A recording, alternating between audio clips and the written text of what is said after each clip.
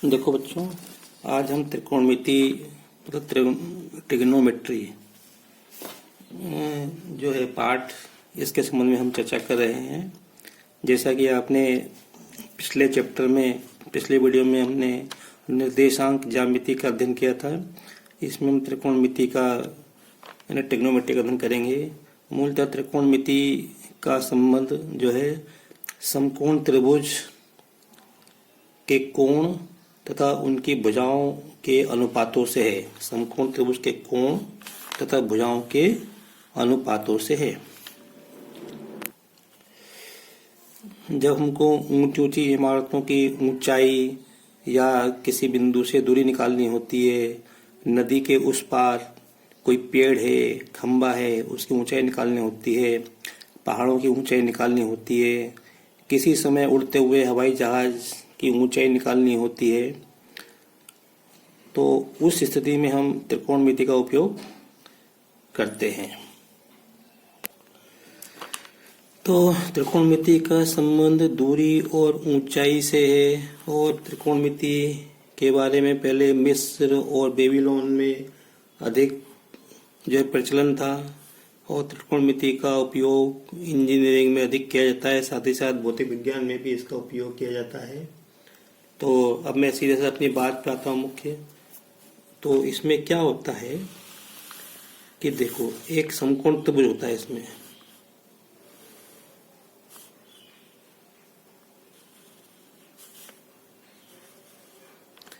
इसमें एक समकोण त्रिभुज होता है। ये कोण 90 का होता है। आपको मालूम होना चाहिए समकोण त्रिभुज में शेष दोनों कोण, ये कोण न्यून कोण होते हैं, 90 डिग्री से कम होते हैं। आपको ये भी मालूम होगा ये समकोण, इसके सामने वाली भुजा है, इसको अपन कर्ण कहते हैं।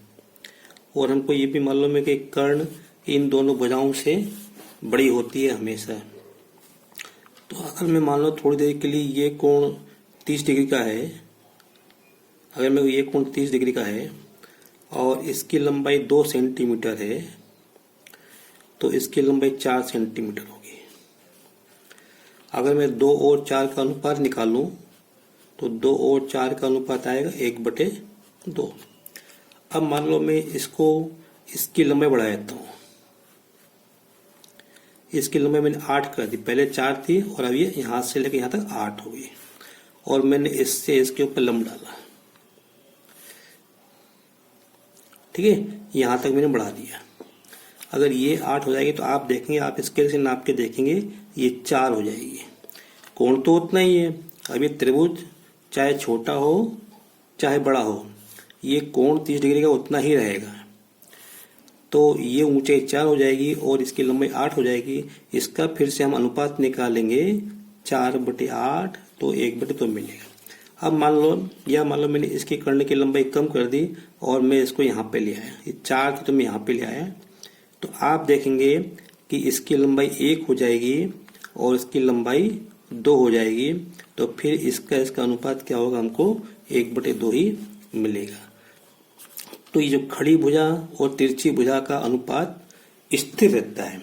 अगर हम, ठीक है ना, अगर कोण वही रहे तो हम त्रिभुज बड़ा बनाए छोटा बनाए, तो इस कोण के लिए ये जो भुजा है, खड़ी भुजा और तिरछी भुजा का अनुपात हमेशा स्थिर रहता है।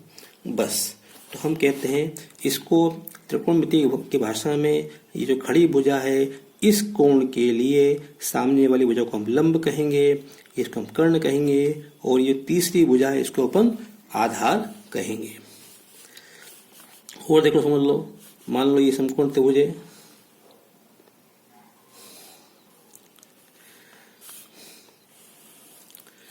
और ये कोण 60 डिग्री का है। मान लो ये कोण 60 डिग्री का है। अगर मान लो इसकी लंबाई 2 है और पहले मैंने खड़ी भुजा ली थी और इसकी लंबाई 4 है, तो हम देखेंगे जब ये 60 डिग्री का कोण है तो इसके लिए अनुपात कितना आएगा मालूम है, ये आएगा 2/4, तो ये 1/2 आएगा। अब मान लो मैंने इसकी लंबाई बढ़ा दी है, ये 4 थी, अभी कितनी हो गई, 8 हो गई। और मैं इससे नीचे इस भुजा पे लंब डालूं, ऐसे लाइन खींचूं, मतलब जिसको अपन ऊंचाई कहेंगे, तो यहाँ से यहाँ तक की लंबाई आप देखेंगे 4 हो जाएगी, 4। तो अगर अपन फिर से मैं 2, ये 4 और 8 का अनुपात निकालूंगा तो हमको फिर से ये 1/2 ही मिलेगा। कोण तो वही है, कोण नहीं बदला, पहले भी 60 का था, अभी भी 60 का है। अब मान लो मैंने इसको ये 4 थी तो मैंने यहाँ पे 2 से इसके ऊपर लंब डाल दिया ऐसे, तो ये 2 हो जाएगी और ये 1 हो जाएगी, ये 2 हो जाएगी और ये 1 हो जाएगी। फिर से अपन इसका अनुपात लेंगे तो क्या कहेंगे, ये अनुपात कितना आएगा, 1/2। कोण वही है। अगर मैं किसी भी बिंदु से मैं इसके ऊपर लंब डालूंगा तो आप देखेंगे ये लंबाई यहाँ से यहाँ तक और ये जो लंबाई है इसका अनुपात क्या होगा, 1/2। अब मैं आपसे कह रहा हूं इस कोण के लिए ये जो भुजा थी इसको हमने कुछ नाम दिया है, इसको हम कहते हैं आधार कहते हैं, और ये कर्ण वही रहता है। तो कहने का मतलब कि हमारे सामने 3 तरह की भुजाओं के नाम आए, एक है लंब, एक है कर्ण और एक है आधार। तो किसी भी समकोण त्रिभुज में 3 भुजाएं होती हैं, लंब, कर्ण, आधार। अब इनको हम कैसे नाम देंगे, तो सबसे पहली बात कि हमने ये जो समकोण त्रिभुज बनाया है इसके अंदर तो ये तो कोण 90 का है, समकोण है, तो इसके ऊपर हम कर्ण कहेंगे। बची 2 भुजाएं, एक ये एक, इनमें से एक लंब होगी एक आधार होगी। अगर हम इसको लंब कहेंगे तो इसको आधार कहेंगे, अगर ये लंब होगा तो ये आधार। हम कैसे मालूम करेंगे कि कौन सी भुजा लंब है कौन सी भुजा आधार है, तो मान लो मैंने ये वाला कोण लिया तो इस कोण के सामने वाली भुजा लंब होगी, इस कोण के लिए सामने वाली भुजा लंब होगी। बची तीसरी भुजा जिसको हम संलग्न भुजा कहते हैं, इसको हम आधार बोलते हैं। अगर मान लो मैंने ये वाला कोण लिया तो इस कोण के सामने वाली भुजा कौन सी है, ये, तो ये होगी लंब। अब आपको ये ध्यान रखना है, इसके लिए ये लंब होगी और ये संलग्न भुजा होगी, आधार होगी, बस। क्योंकि कभी कभी बच्चे ये कंफ्यूज होते हैं कि सर इसमें लंब और आधार कैसे पहचानेंगे, है ना। तो हमेशा ध्यान रखो समकोण के सामने वाली भुजा कर्ण होती है और बाकी जो न्यून कोण है, हम जिस न्यून कोण की चर्चा कर रहे हैं उसके सामने वाली भुजा लंब होती है, तीसरी भुजा आधार होती है। फिर से समझ लो, ये कोण है इसके लिए लंब होगा और ये आधार होगा, इस कोण के लिए ये लंब होगा ये आधार है। तो डिपेंड इस पे करता है कि हम कौन सा न्यून कोण ले रहे हैं। हम जिस न्यून कोण ले रहे हैं उसके सामने वाली भुजा लंब होती है। आगे चल के हम देखेंगे इसी लंब को, ये जो खड़ी भुजा है इसको ऊंचाई बोलेंगे और इसको हम दूरी बोलेंगे और इसको हम कर्ण को लंबाई बोलेंगे। जिससे मैंने एक समकोण त्रिभुज बनाया है, ये कोण समकोण है मतलब 90 डिग्री का है, तो ये होगा कर्ण, ठीक है। और ये दोनों न्यून कोण हैं, तो मैं इस कोण की बात कर रहा हूं। तो जब मैं इस कोण की बात करूं, इस कोण के लिए लंब होगा और ये आधार होगा। अब मेरी बात एक बार ध्यान से देखें कि ये जो लंब और कर्ण का अनुपात हम ऐसे लिखते हैं, इसी प्रकार आधार और कर्ण का अनुपात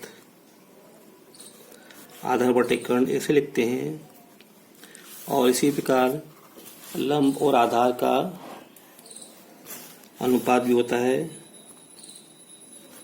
लंब बटे आधार। तो ये अनुपात इस कोण के लिए स्थिर रहता है। अगर मान लो ये कोण 30 डिग्री का है तो हम लंब और कर्ण की लंबाई कितने भी बढ़ा लें तो ये इस तरह से बदल जाते हैं कि इसका अनुपात निश्चित रहता है।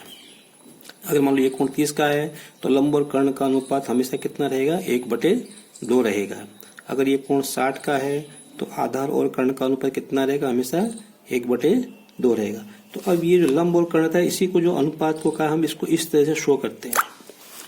इसको कहते हैं साइन ए। ये इसको मतलब ये इस कोण के लिए लंब और कर्ण का अनुपात जो है हम साइन से बताते हैं, साइन SINE। इसको हिंदी में ज्या बोलते हैं, कोण ए की ज्या, है ना। अब एक बात ध्यान रखें, जो चलन में है, हम वास्तव में जब हम सवाल करेंगे तो हम ई नहीं लिखेंगे, हम केवल लिखेंगे साइन ए लिखेंगे। इसी प्रकार आधार और कर्ण का अनुपात हम कोसाइन लिखते हैं, COSINE, कोसाइन इस कोण के लिए ये ए, लेकिन हम जब सवाल करेंगे तो हम केवल कोस लिखेंगे, CO कोस लिखेंगे, कोसाइन नहीं लिखते हम। इसी प्रकार लंब और आधार का जो अनुपात होता है उसको हम टेंजेंट, TAGE टेंजेंट ए, लेकिन हम सवाल करेंगे तो हम इसको TAN टेन ए लिखेंगे। समझ मेरी बात ना? तो इस तरह से तो हम पढ़ते हैं साइन ए बराबर लंब बटे कर्ण, कॉस ए बराबर आधार बटे कर्ण और टेन ए बराबर लंब बटे आधार। अगर आप इस चित्र में देखेंगे तो यहाँ पर इस कोण के लिए लंब क्या है, BC है और कर्ण क्या है, AC। आधार इस यहाँ पे आधार क्या होगा, AB होगा और कर्ण क्या होगा, AC होगा। यहाँ पे इस चित्र में यहाँ पे लंब BC होगा और आधार क्या होगा, AB होगा। अगर मैं नाम बदल दूं, मैंने इसको A इसको B, समझ रहे हो मेरी बात को? अगर मैं इसको A इसको B इसको C कर दिया तो ये नहीं बदलेंगे, ये बदल जाएंगे। ठीक है, अगर मैंने इसको PQR नाम दे दिया तो ये बदल जाएंगे। दूसरी बात, अगर मैंने यहाँ पे ये ABC दिया, मैंने कोण ये ले लिया तो इस कोण के लिए लंब और आधार बदल जाएंगे। इस कोण के लंब ये होगा, ये आधार हो जाएगा। मैं आपको यहाँ बता देता हूँ। जैसे मैंने एक केस में ले लिया साइन C, तो साइन C बराबर लंब बटे आधार तो वही रहेगा, ये हमको ध्यान रखना। कोण कोई सा भी हो, साइन होता है लंब बटे आधार। तो इस चित्र में जब कोण C की बात करेंगे तो इसके लिए देखो क्या हो जाएगा, लंब AB हो जाएगा और सॉरी यहाँ पे कर्ण आएगा और कर्ण हो जाएगा AC। अब एक बात ध्यान रखें, इस AC को हम AC लिखें या CA लिखें कोई फर्क नहीं पड़ता यहाँ पे cos C बराबर आएगा ये आधार बटे कर्ण होता है,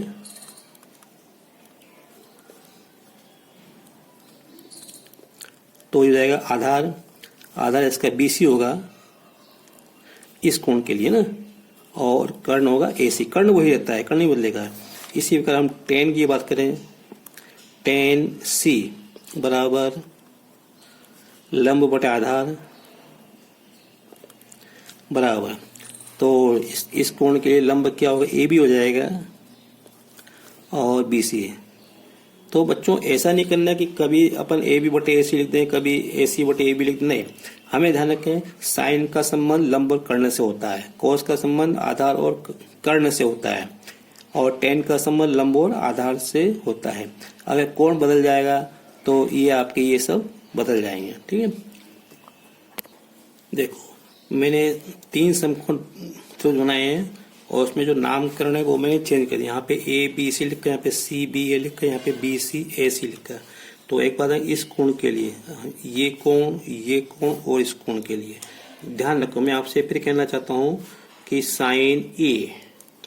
साइन का संबंध किससे होता है, लंब बटे कर्ण से होता है।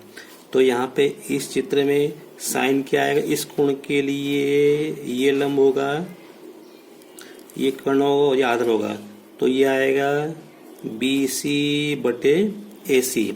यहाँ पे इस कोण के लिए साइन C, इस कोण के लिए लंब ये होगा और कर्ण ये होगा, तो यहाँ पे ये आएगा AB बटे AC।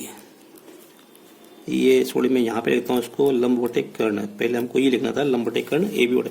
तो अब देखो यहाँ पे क्या है, BC बटे AC है, यहाँ पे क्या है AB बटे AC। क्यों हुआ ऐसा, क्योंकि यहाँ पे कोण A था, यहाँ पे कोण BC था, यहाँ पे हमने लंब को BC नाम दिया था, यहाँ पे AB को नाम दिया और कर्ण को AC नाम दिया, यहाँ पे ये AC आया। अब यहाँ पे अगर अपन देखें इस कोण के लिए ये लंब होगा, ये कर्ण होगा, तो यहाँ पे साइन B बराबर क्या आएगा, लंब बटे कर्ण बराबर, लंब क्या है यहाँ पे AC आएगा और बटे BC आएगा। तो आप देखो तीनों स्थिति में लंब बदला हुआ है, BC, AB और AC, और कर्ण AC और ये कर्ण AC। देखो एक मिनट क्या कहाँ गलती हो रही है, यहाँ पे कर्ण BC आएगा, सुनिए BC ही लिखा है वो BC। तो इसी प्रकार से अगर मैंने ये कोण लूंगा तो ये बदल जाएगा, ये तो लंब बटे कर्ण तो वही रहेगा। अगर मैं कहूँ तो कोस हो जाएगा कोस ए बराबर आधार बटे कर्ण। देखो बच्चों, जब तक हमको ये नहीं मालूम होगा तो आगे जो हमको ऊंचाई दूरी के प्रश्न है वो हम नहीं कर पाएंगे, है ना। वो सब इसके ऊपर बेस है। तो आधार क्या है इस चित्र में? आधार ये कहलाएगा, सॉरी, इस कोण के लिए ये आधार हो जाएगा और ये लंब हो जाएगा। तो अपने को तो कोस से मतलब है, तो ये हो जाएगा आधार। आधार क्या है? BC बटे AC। अब आप देख रहे होंगे यहाँ BC बटे AC, यहाँ पे भी BC बटे AC, लेकिन ध्यान रखो यहाँ पे कोण बदल गया है, यहाँ पे यह अनुपात बदल गया है। इसी प्रकार अगर मैं यहाँ पे कोस A निकालूं तो कोस A हो जाएगा, हमको यही पढ़ना है, आधार बटे कर्ण।